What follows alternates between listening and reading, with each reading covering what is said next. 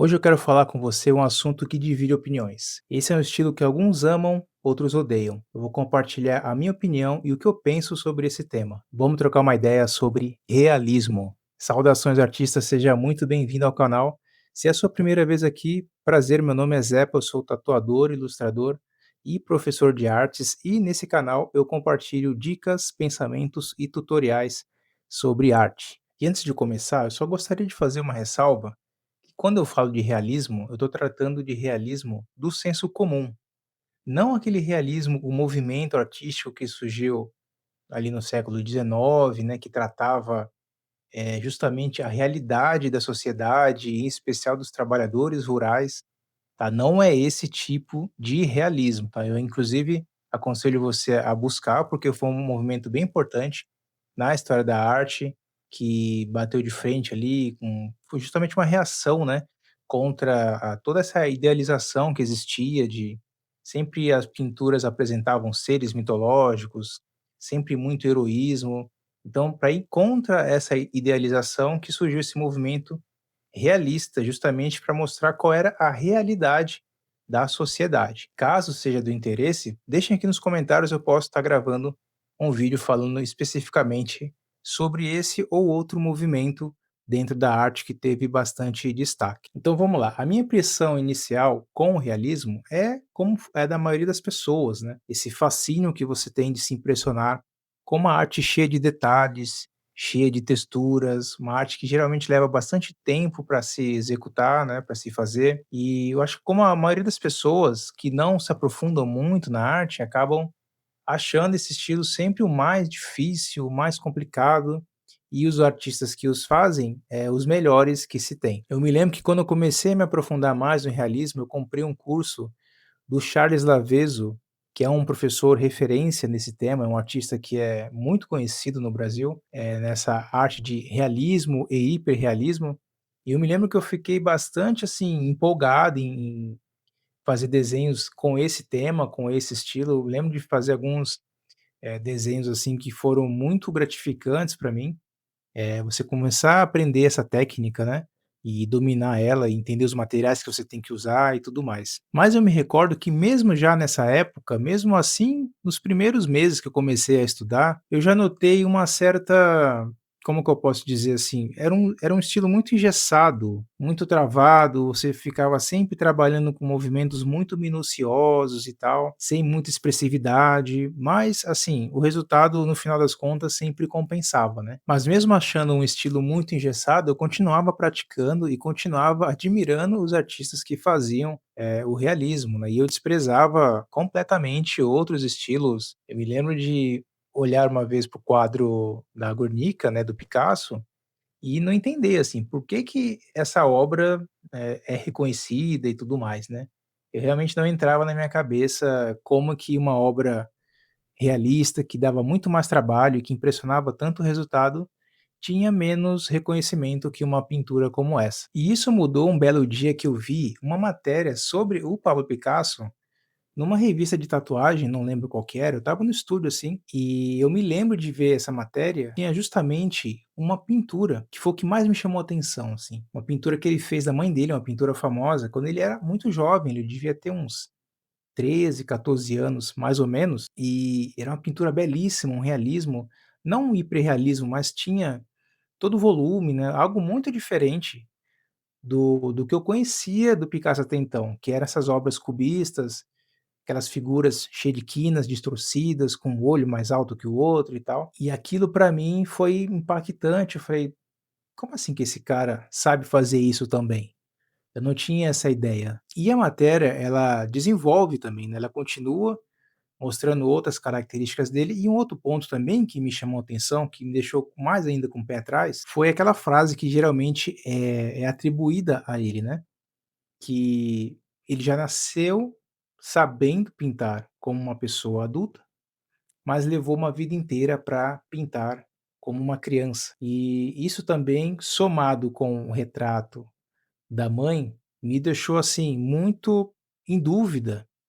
E naquele momento eu achei interessante eu fazer um recuo, né, do que eu entendia sobre arte, do que eu conhecia, do que eu achava que sabia, né, que de repente poderia talvez me aprofundar um pouco mais, estudar um pouco mais, outros estilos que eu não conhecia para poder ter uma melhor, compreensão e entendimento sobre arte de modo geral. Bom, o tempo passou e futuramente eu fui estudar ilustração, e no curso de ilustração, isso é comum até de acontecer, o professor ele fez um exemplo, deu um exemplo, né, fazendo um comparativo entre 2 pintores, famosos aí da arte fantástica, que foram o Boris Vallejo e o Frank Frazetta, sendo o Boris Vallejo mais conhecido pela sua técnica, pelo nível de realismo bem avançado, e o Frazetta é um artista mais múltiplo, que brincava mais com a sugestão, trabalhava mais com a comunicação da imagem, mudando elementos para poder ter uma transmissão da mensagem que ele queria. Então tinha esses 2 artistas que se diferenciavam,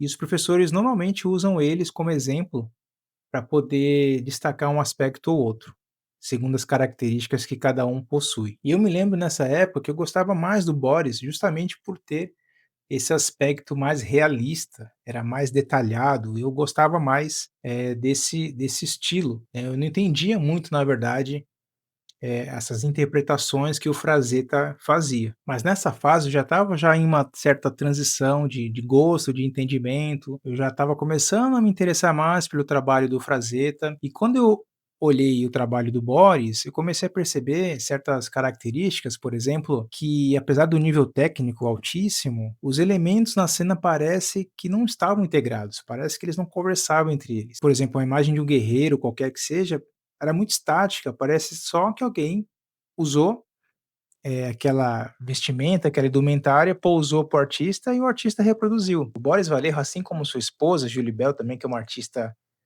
fantástica, incrível, os 2 eram fisiculturistas, né, e eles admiram muito o esporte, então se percebe até que uma certa, homenagem que eles prestam. Então muitas pinturas do Boris parecia que, sei lá, o cara era o cara que ajudou ele na última série do Supino, e ele chamou: "Cara, vai no meu ateliê lá que eu tô precisando pintar um guerreiro, você põe uma roupa lá, uma espada e eu faço uma pintura de você". Parecia que muitas das pinturas do Boris era muito isso, era muito estática, sem integração do elemento com a cena em si, não parece que não conversava, parecia justamente alguém que parou o artista pintar. E quando eu passei a entender mais o trabalho do Frazetta, foi quando eu comecei a perceber que ele trabalhava muito bem uma questão de hierarquia visual. Certas partes ele dava mais destaque, outras partes ele não dava muito detalhe, deixava mais como uma sugestão. Ele trabalhava bem essa hierarquia e ele tinha uma capacidade de compor, assim, excelente, acima da média. Ele é muito estudado em termos de composição, porque realmente conseguia. Ele tinha uma capacidade, eu observava às vezes certas pinturas dele, parece que ele conseguia identificar o ponto ideal e no tempo ideal da cena. Ele congelava a cena e o ângulo que ele escolhia para pintar e o momento pareciam ser perfeitos. Você não conseguia pensar num outro ângulo e num outro momento para retratar aquela cena, e sempre cenas muito dinâmicas, com bastante movimento. Isso começou a chamar bastante a minha atenção e entender como que tinha mais, justamente essa integração, parecia mais real, né, porque o guerreiro parecia realmente que estava ali numa batalha, diferente do trabalho do Boris. E os modelos que o Boris pintava também, como era, novamente, né, essas peças de homenagem que ele fazia ao fisiculturismo e tal, era sempre, assim, os caras muito trincado, parece que o cara tomava anabolizante e tal, assim. Era uma coisa muito irreal, muito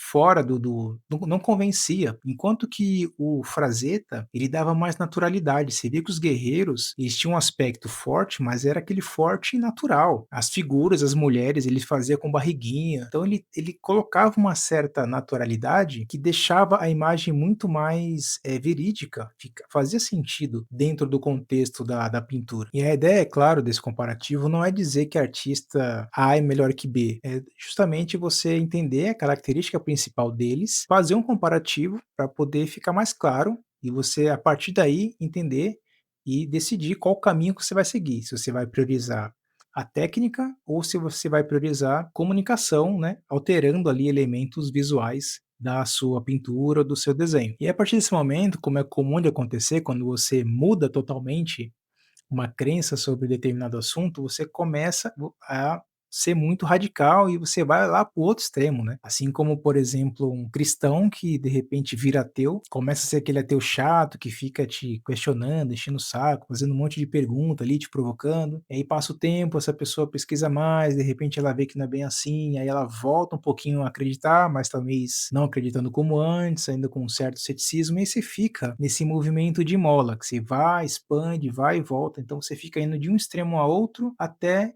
chegar num certo equilíbrio. Então eu me lembro que nessa época eu passei assim, não gostar de realismo, desprezar totalmente realismo, achar que não tinha graça nenhuma, que não tinha expressividade, etc.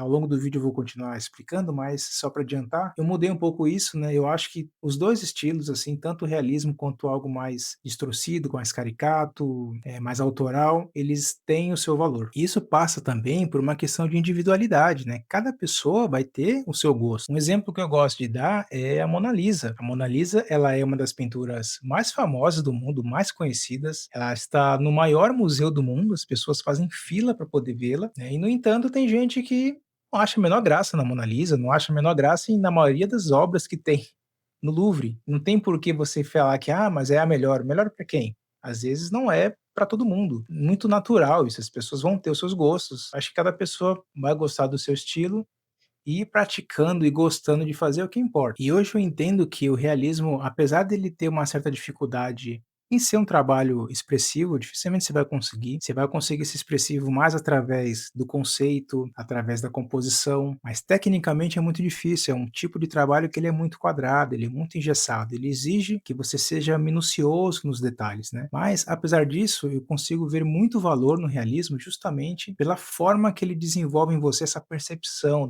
do gradual, né, dos vários nuances que uma imagem pode apresentar, tanto em termos de cor, como em termos de valores tonais. Essa entrega técnica de você ficar várias horas, vários dias trabalhando numa mesma imagem, né, isso tem o seu valor também. Ultimamente eu tenho gostado bastante de pesquisar obras abstratas e entender mais sobre o abstrato, porque o abstrato ele tem essa característica justamente de ser desconfortável, você não consegue nomear. Por isso que o desenho figurativo, ele acaba sendo mais atraente, porque o nosso cérebro, ele gosta de entender, ele não gosta de coisas que são complicadas. E o abstrato, ele traz esse desconforto. Você não entende, você não consegue nomear o que que é. Se é uma pessoa, se é um animal, se é uma paisagem. E esse desconforto ele é interessante você se aprofundar e tentar explorar um campo desconhecido. Hoje eu tenho preferência mais por trabalhos autorais, eu acredito que esse tipo de trabalho, ele dá mais margem a coisas novas surgirem. O realismo às vezes você não consegue diferenciar o trabalho de um artista, é mais difícil, né, como eu falei, ele é mais quadradinho ali e tal, enquanto que um trabalho mais autoral você tem mais liberdade, você consegue ver coisas muito mais distintas umas das outras. Mas apesar de eu fazer mais o autoral e gostar mais, eu ainda pratico o realismo, e eu aconselho você também a continuar praticando, mesmo que você, não goste, porque a gente acaba aprendendo também. Uma vez eu fiz um curso e o professor ele era muito bom, ele tinha muito conhecimento, assim, e no final do curso eu chamei ele e pedi um conselho, assim, que conselho você poderia me dar para poder evoluir mais, para poder aprender e ter essa visão que você tem. Ele tinha uma visão absurda, assim, de arte, de desenho. E uma das coisas que ele me falou foi justamente isso, de não ter preconceito com nenhum estilo de arte, nenhuma forma de expressão artística, porque quando você fecha, você deixa de absorver dessa linguagem, e aí você perde muito. Então, quanto mais você estiver aberto a conhecer diversos estilos e absorver deles, mais você evolui, mais você aprende. E para você que ficou até aqui, muito obrigado. Espero que você tenha gostado do conteúdo desse vídeo.